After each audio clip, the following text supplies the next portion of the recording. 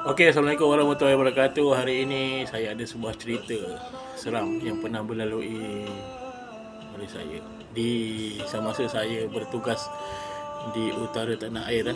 Okey, satu hari tu nak dipendekkan cerita lah. Saya pergi ke rumah kawan saya lah, lepak rumah kawan saya. Tapi satu hari tu dia pergi kursus. So kereta saya pun tertinggal kat situ.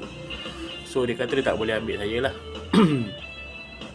Okay, untuk dijadikan cerita, saya akan naik bas lah daripada rumah kampung saya dan terus ke rumah dia untuk ambil kereta saya lah. Sebab saya ada tinggal kereta kat dia. Sebab tu saya balik kampung naik kereta dia sekali.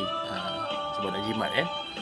Itu bila hari balik tu bas saya pukul 10 malam. Lepas tu saya sampai ke kampung dia. Dia belah utara tapi di tengah lah. Utara yang belum utara sangat. So saya sampai dalam pukul 1 pagi. 1 ke 2 pagi lah. Saya turun daripada bas tu. Selepas turun tu lalu masuk kampung lah untuk pergi ke taman rumah dia tu. Taman dia dalam kampung. So dalam taman tu saya berjalan kaki lah pukul 1 lebih pagi tu. Masa jalan tu tak ada isu sangat lah. Orang kata jalan macam biasa. Tapi kampung sunyi lah.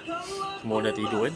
Masa dalam perjalanan tu ada satu ladang sawit sedikit lah sebelah kanan saya. Dan sebelah kiri saya ada lampu jalan. Dan dia nak jadikan cerita masa saya jalan tu saya rasa seram sejuk. Tapi saya tak layan lah perasaan tu. Biasalah kita seorang-seorang kan. Kita akan rasa takut. Lepas tu kebetulan tu saya dapat rasakan macam makin lama makin seram.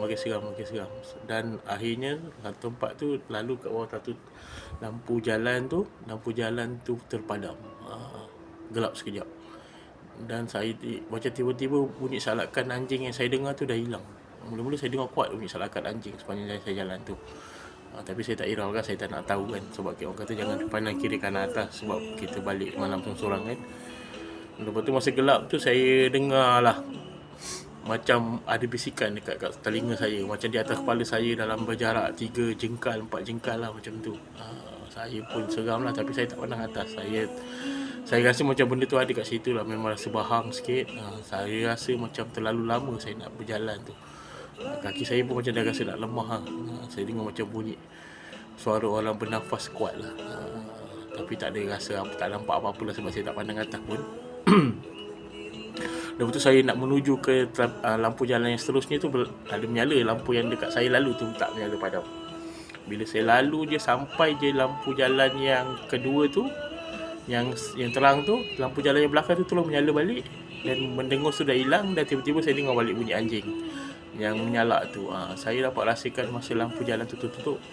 Saya dapat rasakan masa tu lah benda tu datang dan saya berada di dimensi yang lain lah. Seterusnya saya terus berjalan dan terus pergi ke rumah kawan saya dan ambil saya punya kereta lah dan balik ke tempat kerja saya nak pergi ke utara terusnya. Dan masa itulah itu kata pengalaman saya yang saya tak dapat lupakan. Antara pengalaman-pengalaman yang sangat menyeramkan lah yang pernah saya rasa dalam diri saya lah. So nanti saya akan kongsi lagi dalam channel saya. Semoga ada yang berminat, like and subscribe channel saya. Saya akan ceritakan apa-apa pengalaman tentang diri saya lah. Seram ke, menarik ke, motivasi ke, sebagai salah satu orang kata perkongsian lah. Okay, sekian, terima kasih. Channel Hafiz Isa, like and subscribe. Okay, bye.